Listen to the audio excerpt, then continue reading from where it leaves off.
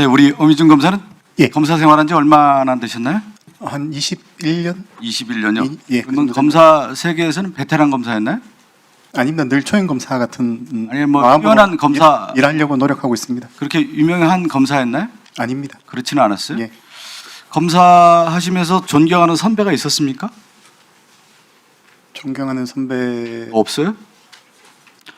예를 들면 우리 정치는 김대중 대통령, 노무현 대통령의 정신을 이어가서 국가를 바로 세우기 위해서 레거시가 있는 거예요. 엄희준 검사가 21년 검사 생활했는데 존경하는 선배가 없어요? 저는 사실관계가 제일 중요하다고 생각하고 있습니다. 아니, 사실관계를 떠나서 존경하는 검찰 선배가 있냐 이거예요. 그거 문제 딱히 아니에요? 없습니다. 없어요? 예. 그 윤석열 대통령과 일을 좀 했습니까? 윤석열 전 대통령이 검찰총장일 때 제가 거기서 오셨어요? 수사지휘과장을 했었습니다. 그때는 어땠습니까? 어땠냐? 네, 윤석열에 대해서 존경하는 마음이 있었냐 이거예요. 그냥 상사로서 근무를 했습니다. 그래요? 예. 다른 후배였나 보죠. 그러면 이렇게 그 라인을 좀 타고 간 거 보면요. 그 지금 윤석열에 대해서는 어떤 입장을 갖고 있습니까? 검사로서. 제가 이 자리에서 말씀드리는 건 부적절한 것 그게 같아요. 곤란해요? 엄중한 법 집행하는 검사가 내란을 일으켰던 검찰 선배에 대한 입장 정리도 못 합니까?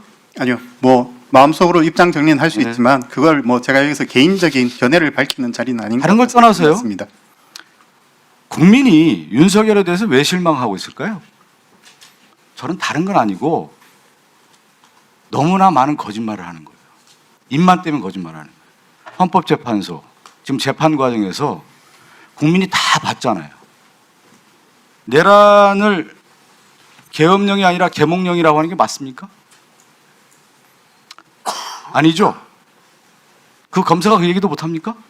아니요. 뭐제 자신의 생각하고 있는 건 있지만요. 대한민국 가치관, 예. 민주공화국, 민주주의, 대한민국을 어떻게 할지 이런 역사관, 가치관도 없습니까? 그러니까 이 자리가 제가 저의 역사관 가치관을 말씀드리는 자리인지 잘 네. 몰라서 그렇습니다. 그것도 중요하죠. 왜 그러냐면 검사로서 이러한 수사를 어떻게 해왔는지, 대한민국의 공화국을 어떻게 바라보는지 매우 중요한 가치죠. 지금 윤석열은 재판에서 진술 조작을 하고 있는 거예요. 거기에 대해서 국민들이 가장 실망하고 있는 겁니다. 손바닥으로 하늘을 갈 수가 없는 건데, 제가 2024년 10월 31일 아주 똑똑하게 기억하고 있는데 윤석열의 녹취록이 공개가 돼요. 김영선이 좀 해줘라 그랬는데 당이 말이 많네. 이 녹취록이 공개가 됩니다. 이 녹취록은 검사로서 수사를 할 때 직접 증거가 아닌가요? 예를 들어서 이런 내용이 나왔다 하면은. 그 사건 제 잘 모르는 사건이어서 아니, 뭐 통상적으로 녹취록이 직접 통상적으로 그 증거입니다. 사람이 그런 얘기를 했다고 하면은 검사로서 예, 수사할 그 때 사건에서 제가 결정적 어떤 증거 증거 아니겠느냐 잘 이렇게 모릅니다. 얘기를 드려요. 자, 그러면 아니라고 뭐 대답을 제대로 못하니까 박상용 검사의 녹취록 지금 공개된 거 보셨죠? 언론을 통해서 봤습니다. 언론 통해 봤죠? 예. 그 들어보지는 못했어요? 뭐 들어보는 그래도 것 이 가장 중대 사건에서 국정조사 하는데 우리 엄희준 검사 베테랑 검사 아니에요? 20몇 년 차. 그러면 듣고 와야죠. 거기에 박상용 녹취록에 보면은 이 녹취록에 여러 내용들이 나와요. 여기에는 뭐가 나오냐면 박상용과 서민석 검사만 나오는 게 아니라 여러 사람이 나옵니다. 이화영과 관계된 사람들에 대한 실명들이 다 나와요. 그러면 이거는 직접 증거입니까? 간접 증거입니까? 아니면 증거에 효력이 없습니까? 제가 뭐 담당하지 않은 사건을 그래요?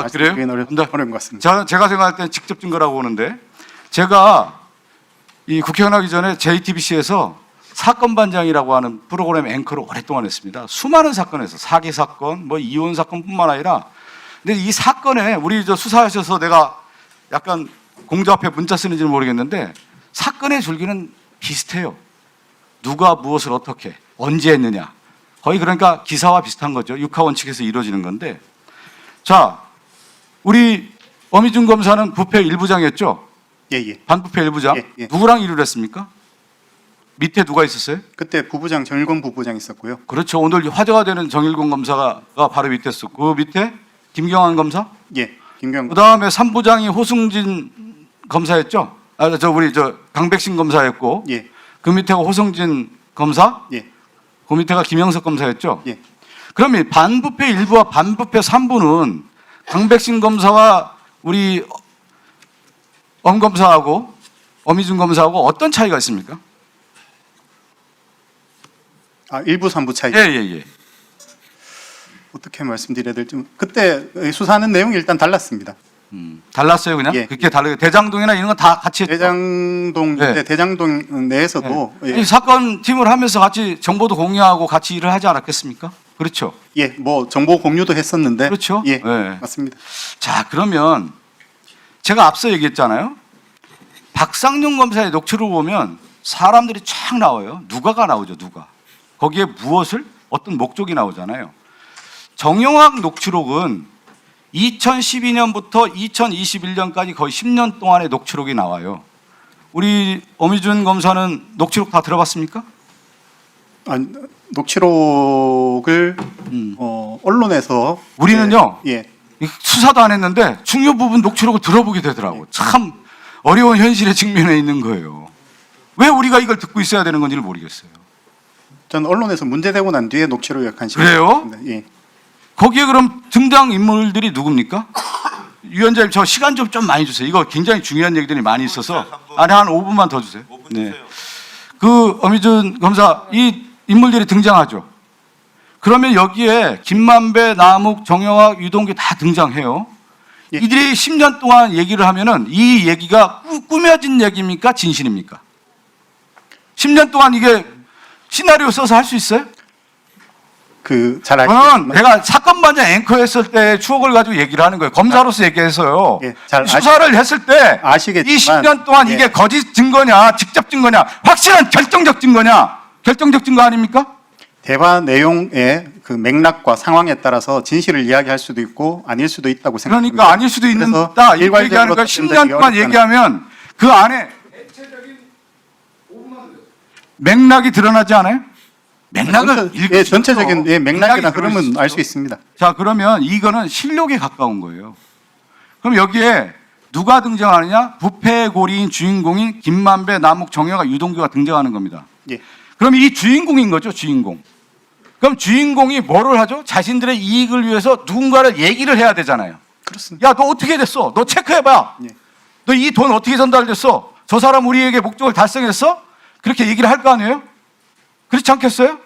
그러면 이 사람들이 얘기하고 지금 어미준 검사가 수사를 한 내용 중에 주범을 누구로 잡았습니까? 그거는 들어보세요. 공소장과 증거 기록으로 여러분, 법원에서 아니, 판단할 문제라고 저는 생각합니다. 어미준 검사 상식적으로 얘기하는 거예요, 지금. 아니, 상식적으로 얘기하는 거예요. 지금 들어보고 예, 예. 얘기를 저는 하세요. 검사로서 법리적으로 말씀드릴 법리적으로, 수 있습니다. 법리 이전에 상식을 가지고 얘기하는 거예요. 주인공 얘기하잖아요. 그 주인공들이 누군가를 얘기해야 돼요. 그 주범의 그러니까 목적에 법원이 부합하는 사람 누구인지는 얘기해야 될 거 법원 아닙니까? 판결을 통해서 밝혀질 것이라고 잘 저는 들어보세요. 생각합니다. 그러면 이 사람들이 누군가를 얘기해야 되잖아요. 자신들의 목적을 달성하기 위해서. 그럼 거기에 이재명, 김용, 정진상이 나와야 되는 것이 상식이에요. 그러니까 이제 그 부분은 법원의 아니, 판결과 들어보세요. 재판으로 밝혀져야 될 부분이라고 뭘 생각하고 밝혀요? 지금 있습니다. 밝히지도 못하면서. 제가 이 자리에서 기소된 내용에 관해서 재판 중인데 그거 지금 야, 말씀드리기 그러니까 어렵습니다. 이 사람들이 안 나오는 거예요. 한 편의 영화를 찍으려면 주연과 조연이 있고 누군가가 나와야 되는데 이 부패고리에 있는 정영학 녹취록에 있는 이 사람들의 얘기에 이 사람이 등장하지 않아요. 그래서 뭐를 하냐? 시나리오를 쓰는 거예요. 시나리오 뭐?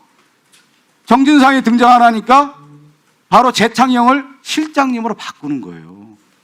그 다음에 이재명 당시 시장이 안 나오니까 누구를 바꾸냐면 위례신 도시를 윗 어르신들로 바꾸는 거예요. 시나리오 고의적으로 조작을 바꾼 적 없습니다. 지금 녹취록에 조작이 됐다고 지금 정성호 장관이 얘기하지 않습니까? 장관님이 하신 말씀을 제가 정확히 어떤 취지로 자, 했는지 그러면- 모르겠지만 저희들 그런 적 없습니다. 자, 그런 적 없어요? 예. 우리 어미준 검사 수사 오래 했죠. 그러면 이 조작에 대한 책임은 누가 지겠습니까? 조작이 아닙니다. 조작이죠. 조작이죠, 당연히. 내가 얘기했잖아요. 위원님, 이 아닙니다. 내용에 주인공들이 등장하지 않은 가운데 주인공을 만든 거예요, 지금. 가상의 인물을 만든 거예요. 그게 바로 윗어르신 실장님인 거예요. 그렇지 않습니다. 그렇지 않아요? 예. 제가 얘기하잖아요. 지금 어미준 검사는 시나리오를 지금 쓰고 있는 건데 그 조작의 책임을 져야 할 것이다 라고 하는 부분, 그 조작의 책임을 제가 예측해 볼까요?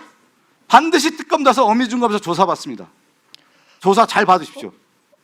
이 내용에 대한 진실들이 나오는 거고. 자, 다시 말씀드리지만 조작 아닙니다. 조작입니다. 아닙니다. 자, 왜 그러냐면 시나리오를 썼기 때문에 조작인 거. 이거 나중에 수사 받으세요. 이거 국정조사에서는 국정조사 받는 거고. 또 하나, 보고를 했다고 아까 공소장에 그 얘기 나오는데, 이 보고를 하려면은 이 수많은 김만배, 유동규 이런 사람들이 이 공동체로서 이 사람들과 연결이 돼야 되는데 그게 등장하지 않는 거예요.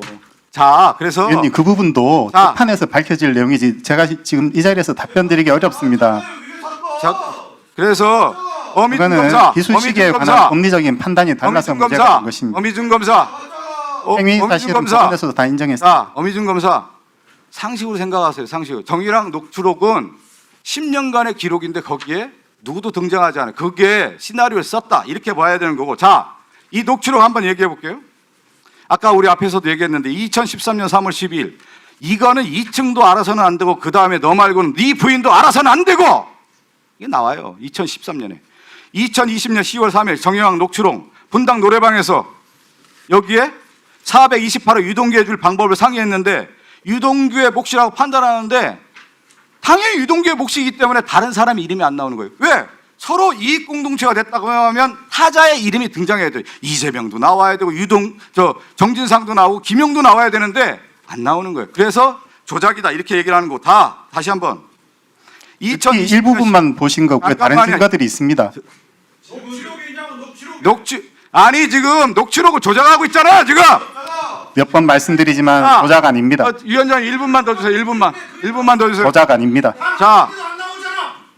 자, 잠깐만요. 1분만 제가 말씀드리고 2021년 10월 18일 미국 공항에서 JTBC 인터뷰 나무. 내가 아는 12년 동안 내가 그 사람 이재명을 지켜보면서 얼마나 많이 해왔는데 트라이를 아유 CR도 안 먹혀요. 이게 10년간의 기록인 거예요. 이게. 자, 마지막 김만배. 검찰이 뭘 자꾸 만들어내려고 압박을 한다. 자, 이 구조가 어떤 구조가 똑같냐면 박상용의 대북 송금 사건의 구조와 이 대장동 사건의 구조가 똑같아요. 왜? 있는 사실이 없기 때문에 누구를 통해서 가장 약한 고리, 부패한 유동규의 입을 통해서 김용, 정진상 불어라, 주범을 만들고자 하는 이재명을 불어라고 하는 것이 한편의 시나리오가 만들어진 거고, 대북 송금 사건의 가장 약자라고 할 수 있는 이화영, 안부수, 그 다음에 김성태를 압박해가지고 대북 송금 사건이라고 하는 진술 조작 세미나를 통해서 이거를 만들어냈다. 이게 이 사건의 실체다. 시나리오를 왜 씁니까? 어미준 검사. 시나리오 쓴 적 없고요. 그렇지 않습니다, 위원님. 그 증거의 극히 일부분만 보시고 그렇게 판단하시는 것으로 보이는데 다른 증거들이 많이 있고요. 증거 정영학 녹취록 10년의 기록이 이것을 말해주고 있는 거예요. 그러니까 그 외에 다른 증거들이 많이 있습니다. 예. 그래서 저희들이 기소한 거예요. 예.